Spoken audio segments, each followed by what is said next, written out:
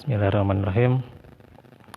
Alhamdulillahilladzi arsala rasulahu bil huda wa dinil haq liyudhhirahu 'alad dini kullih wa kafa billahi wakila. Asyhadu an la ilaha illallah wahdahu la syarikalah wa asyhadu anna Muhammadan abduhu wa rasuluh alladzi la nabiyya ba'dah. Alhamdulillah, di malam hari ini dengan izin Allah, dengan kemurahan dan juga rahimnya Allah, kita bisa bertemu kembali di dalam pelajaran akidah di hari Senin malam ini, yang kita akan meneruskan dari pelajaran kitab At-Tauhid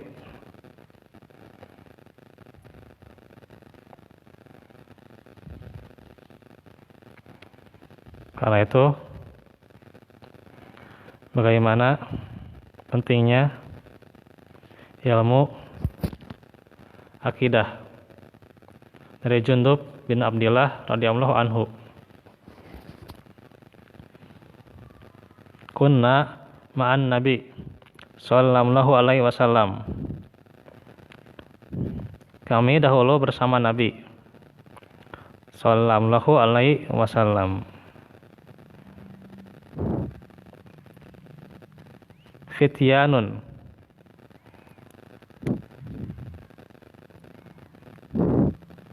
hazawiratun,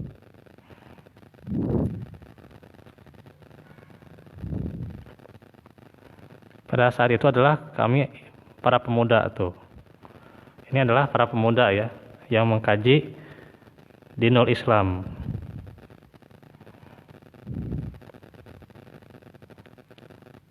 Fata'allamna al-iman.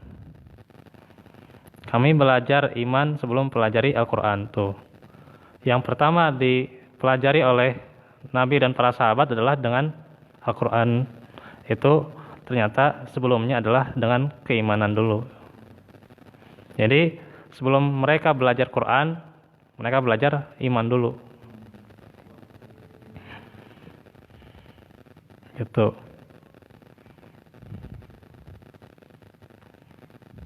Qabla anta'allama Al-Quran tuh. Sebelum kami belajar Al-Quran, yaitu al-iman dulu. Ternyata summa ta'allamna Al-Quran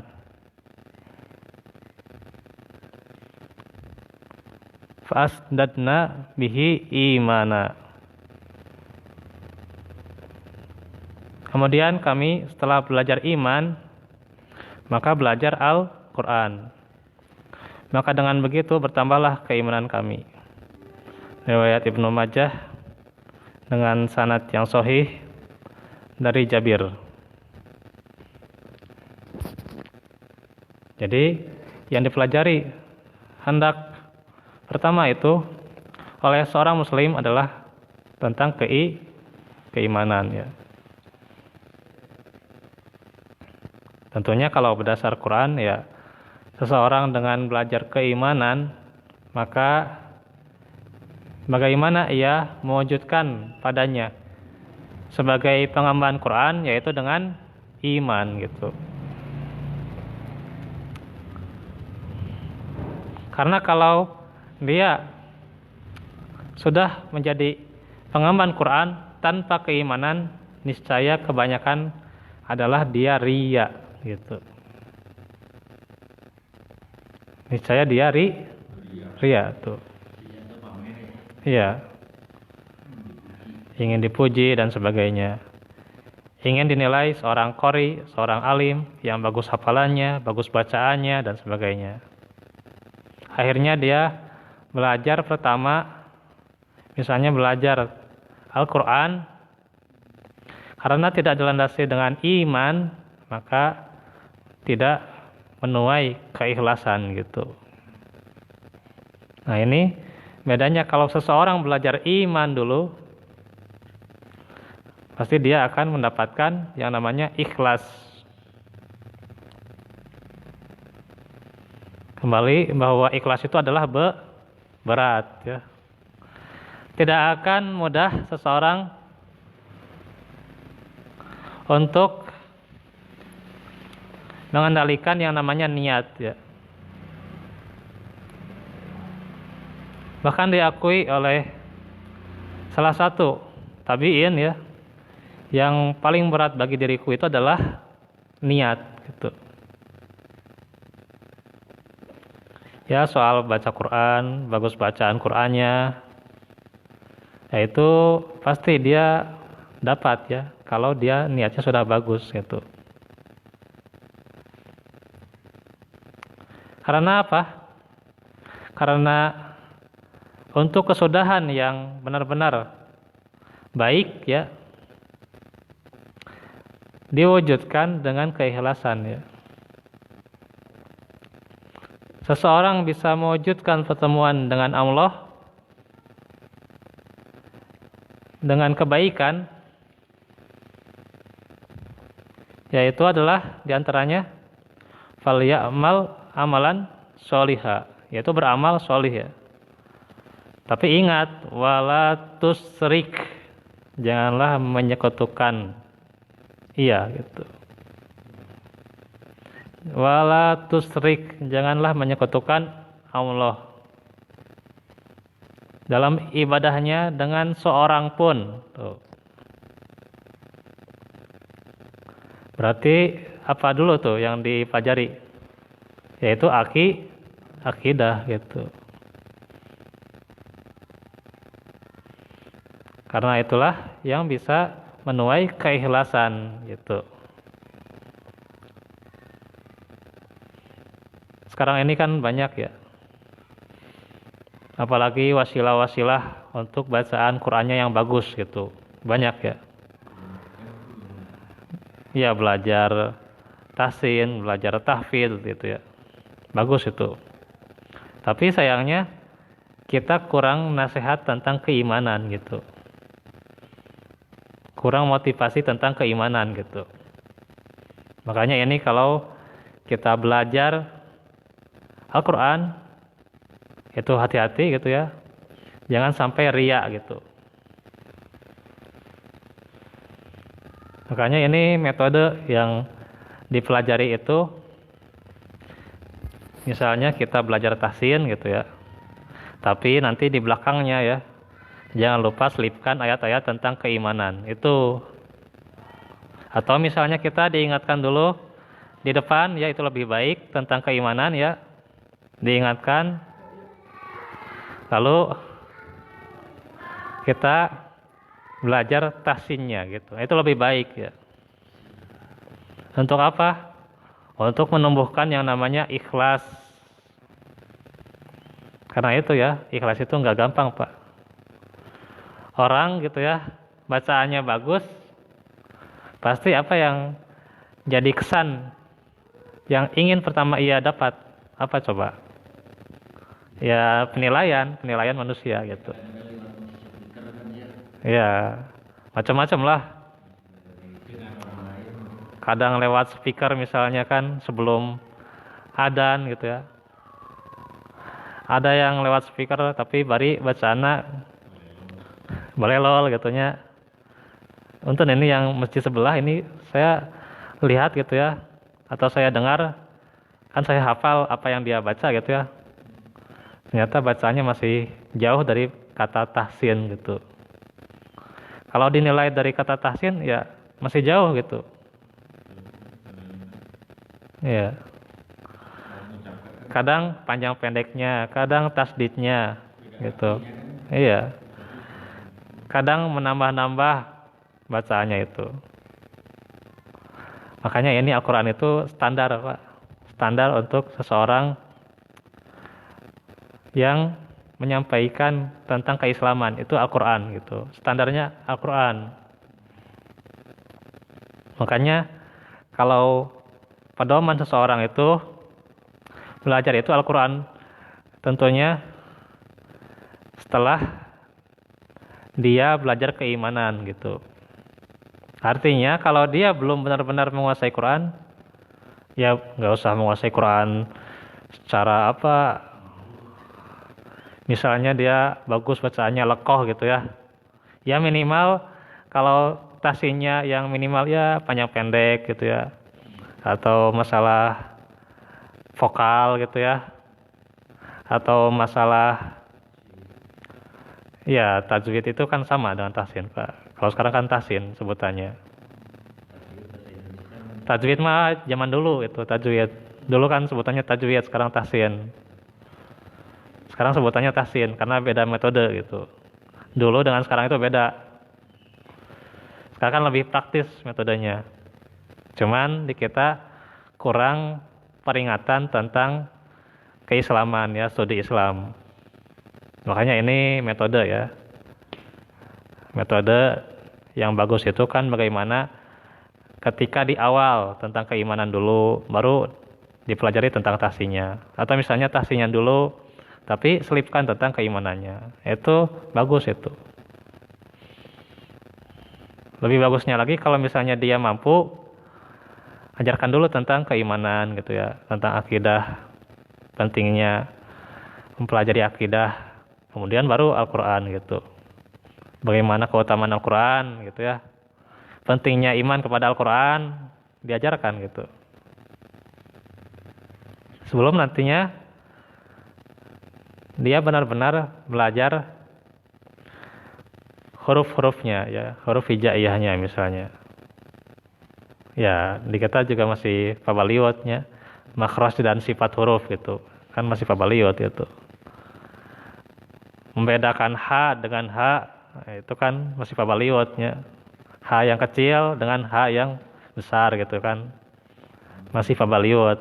Membedakan Ain dengan Hamzah masih pabaliotnya. Kadang qalqalah di mana wae nya, Rabbil alamin. Nah itu nya. Jadi ngajarkan tahsin itu ya. Kan adalah tambihannya. Ya itu ya. Karena itu pentingnya kesadaran dulu ya. Kesadaran dulu kita tingkatkan bagaimana iman terhadap Al-Quran. Barulah tentang tahsinnya ajarkan gitu. Jadi nomor 1 itu adalah keimanan dulu. La tusyrik billah itu kan yang diajarkan oleh Luqman ya kepada anaknya gitu. La tusyrik billah. Dan seterusnya. Kemudian wasainal insan kan tentang akhlak kan. Bagaimana berkata baik, berbudi pekerti yang baik pada orang tua tuh. Berkata yang benar gitu kan. Baru kan tentang sholat. Nah baru ya kesananya tentang sholat.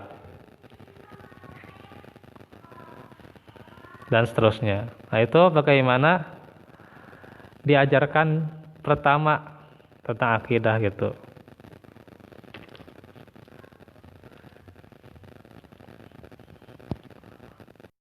Nah gitu. Kemudian ada sebuah perkataan di sini yang menjelaskan hadis ini.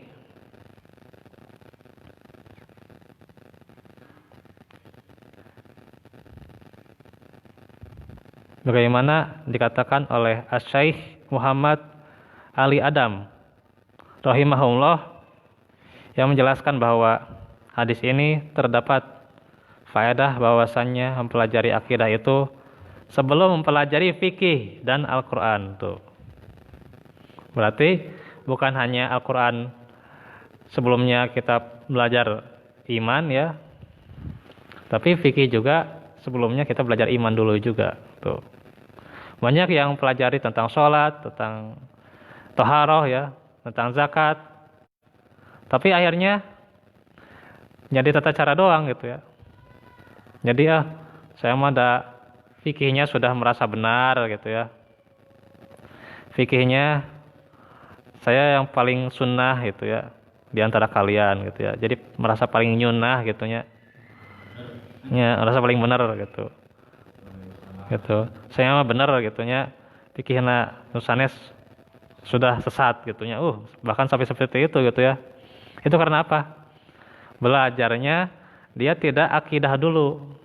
Belajarnya dia langsung fikih gitu kan. Fikih kan gitu fikih mahnya. Gitu. Tidak pandang bulu gitu ya. Tapi bukan seperti itu sebenarnya kalau seseorang belajarnya secara komprehensif gitu. Iya, harus komprehensif yang namanya belajar. Kita misalnya belajar fikih, dekatkan dengan tauhid. Oh, ternyata kita belajar ini juga itu sesuai perintah Allah. Oh, berarti itu kan nilai-nilai tauhidnya. Bukan hanya nilai sholatnya, bagaimana cara wudunya, bagaimana cara takbir, bagaimana rukun sholatnya, tanpa dia belajar tauhid, tanpa dia belajar akidah. Jadinya orang lain yang salah dia sesatkan gitu. Akhirnya dia merasa benar sendiri gitu, ya udah gitu. Akhirnya kalau misalnya orang lain gak mau ikut, ya sudah peduli teuing gitunya gitu. Saya anjeun gitunya gak sesuai gitu kan gitu. Akhirnya gitulah. Nah, inilah bagaimana pentingnya belajar akidah dulu gitu. Banyak nilai-nilai akidah yang masih belum kita terapkan ya. Salah satunya bagaimana ketika kita mempelajari fikih, kita masih cenderung merasa benar kayak itu. Padahal tidak kurang, tidak apa, setan itu orang yang pertama merasa benar terhadap Adam tuh. Merasa lebih baik. Itu setan ya, iblis laknatullah. Iblis itu merasa lebih baik. Ana khairum minhu ya. Itu. Ana khairum minhu. Khalaqtani min nar, khalaqtahu min tin gitu kan. Itu iblis gitu ya. Apakah kita ingin mengikuti dengan mengatakan oh saya lebih baik ya fikihnya begini. Kamu salah udah gitulah, enggak sesuai hadis gitunya. Emang dia tahu ilmu hadisnya dari mana gitu ya. Ternyata iya. Tahu ilmu hadisnya dari mana? Apakah orang lain yang berbeda kemudian berbeda dengan dia pantas dia salahkan gitu kan? Apakah dia sudah lihat dulu rujukannya? Apakah di sini misalnya ada dalil yang sesuai atau dalil yang berbeda tapi maknanya bagaimana bisa ditoleransi gitu kan? Masalah kunut atau tidak kunut ya itu gak usah jadi permasalahan gitunya. Atau masalah tahiyat digerakkan atau enggak usah jadi permasalahan gitu ya. Gak usah jadi permasalahan yang berat-berat gitu. Karena kan masing-masing sudah kita lihat rujukannya gitu kan. Gitu. Ya kalau masalah lafaz niat itu emang lebih bagusnya niat itu dalam hati gitu. Itu. Jadi bahwa seseorang itu kalau belajar akidah itu akan terkandung bahwa dia belajar di situ akan tahu bahwa kita itu kan belajar akidah bukan hanya kebaikan buat kita, tapi kebaikan buat orang lain gitu ya. Ujung-ujungnya nanti misalnya dalam beramal, ada kebaikan juga buat orang lain, maka dia bagaimana menerawang kebaikan itu dari berbagai sisi ya. Menerawang luas gitu ya. Sehingga benar-benar akan menjadi hasanah ya. Kebaikan buat dirinya dan kebaikan untuk orang lain gitu. Ya, dan itu ya pembahasan kali ini. Tadinya saya membahas tentang seputar sholat dan berkurban, tapi masih terlalu panjang ya. Paling nanti ini sebagai mukadimah saja dahulu ya. Walafu minkum. Besok kita bahas tentang kisah Nabi Ibrahim insyaallah. Subhanakallahumma bihamdika asyhadu an la ilaha illa anta astaghfiruka wa atubu ilaik. Rabbana atina fid dunya hasanah wa fil akhirati hasanah wa qina adzabannar. Rabbana atina min ladunka rahmah wa hayyi lana min amrina rasyada. Wassalamualaikum warahmatullahi wabarakatuh.